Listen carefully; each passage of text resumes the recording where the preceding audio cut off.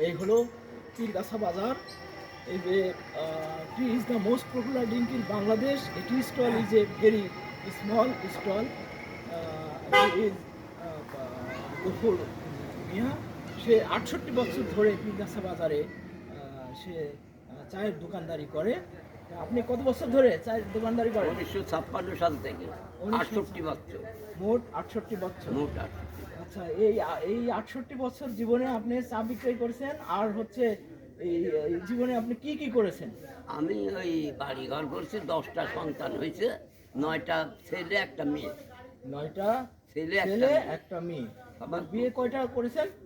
বিয়ে ওই প্রথম বউ মারা যাওয়ার পরে পরে আরেকটা করেছে।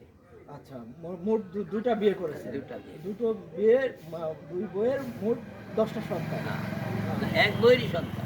এক বইয়েরই সন্তান। এক বইয়েরই। পরে বইয়ের আর সন্তান হয় না, না। না, না। দর্শক, আপনারা দেখতে পাচ্ছেন যে এই বৃদ্ধ 68 বছর ধরে এই চায়ের দোকানদারি করে সে 10টা সন্তান জন্ম দিয়েছে।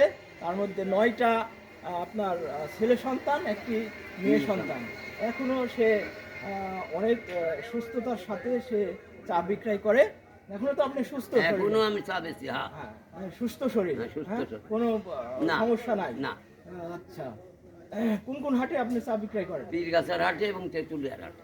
পীরগাছা হাট এবং তেঁতুলিয়া হাট, এটাই আপনার দুটাই, এই হ্যাঁ। দুই হাটেই আপনি কন্টিনিউ Continue। চা বিক্রয় করেন। হ্যাঁ। তাতে আপনার কত টাকা আয় হয়? আই ওই আর সংসার করে। আপনি মনে করেন একদিনে আপনি এক হাটে পীরগাছা হাটে আসলেন, হ্যাঁ। এই হাটে আপনার কত টাকা চা বিক্রয় হয়? ও, চা বিক্রি হয় 1000-1200 টাকা। 1000-1200। এটা দিয়ে আপনার সংসার মোটামুটি চলে। ভালোভাবে চলে। চলে। আপনাকে ধন্যবাদ। আচ্ছা, দেখা হবে আবার ইনশাল্লাহ।